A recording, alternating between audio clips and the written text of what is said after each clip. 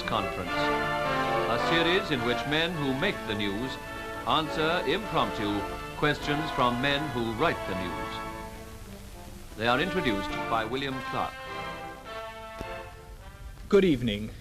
This week, more than perhaps ever before, our thoughts are on Asia.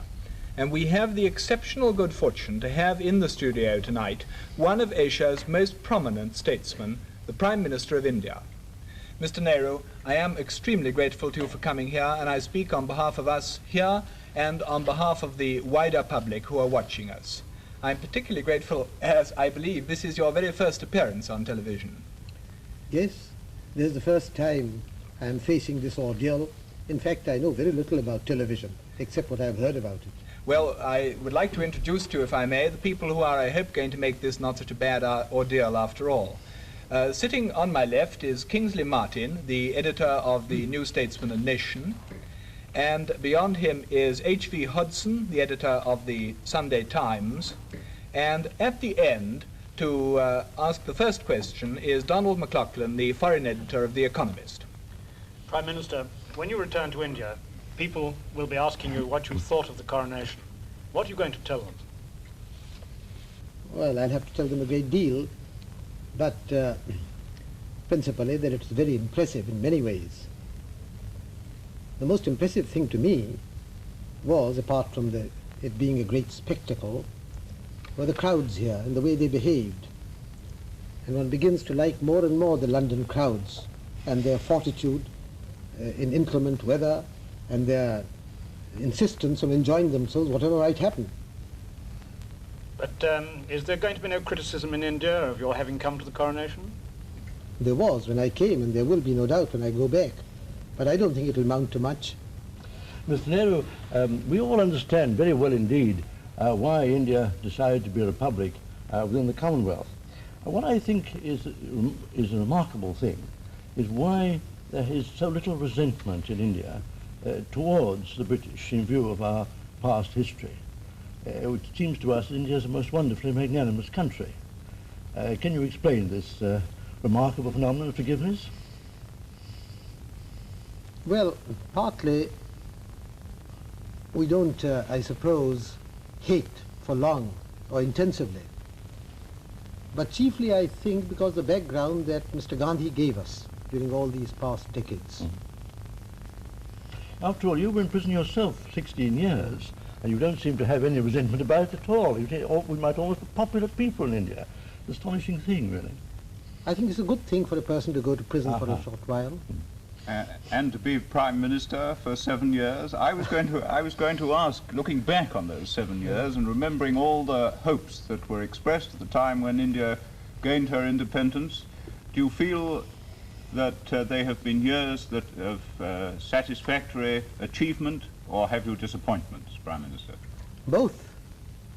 I think we have certainly achieved much, and there has also been a lack of achievement. We haven't done what we wanted to do, so it's both satisfactory and unsatisfactory. Could you elaborate that a little? What have you been disappointed in?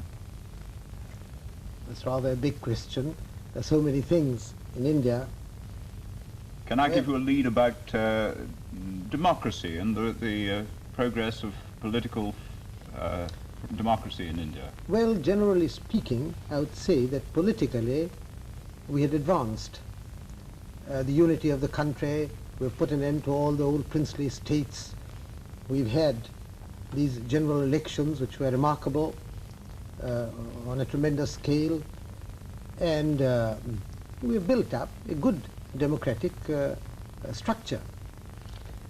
What troubles us chiefly is the economic side. I believe we have made progress. I should like the progress to be much faster.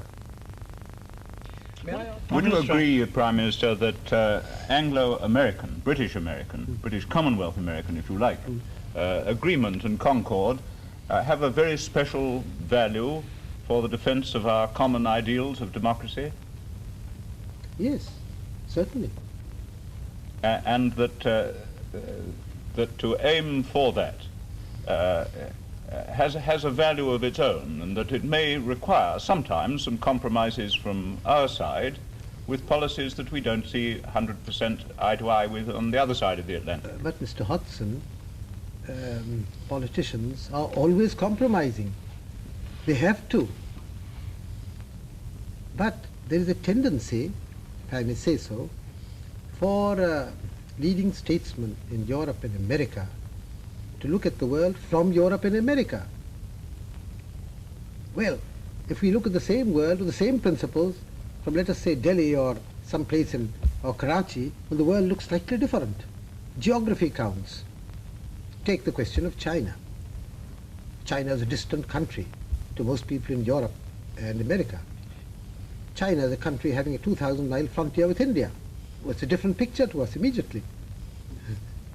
Well, I certainly agree that your contribution from Asia is an invaluable one. I just wanted to suggest that is, I say, that is the value, one of the significant features of the Commonwealth conferences, that these different viewpoints come up, maybe if you like slightly clash, but in a friendly way, I mean, and lead to a better understanding. That, I'm afraid, is all that we have time for now tonight, Mr. Nehru. I would like to thank you on behalf of ourselves and of the public, both for the questions you've answered as Prime Minister and also a few asides from Mr. Pandit Nehru. And I would like to thank you very much indeed and to welcome you to England at any time you come and any time you wish to address us again on television. Thank you. Thank you. I haven't found this last half hour quite so bad as I expected it to be. In fact, it has passed rather rapidly. I was surprised that it was over. Perhaps because your questions were interesting and I got involved in them. Anyhow, it has been a pleasant time and I thank you for it. And I wish those who may listen to this later on good night.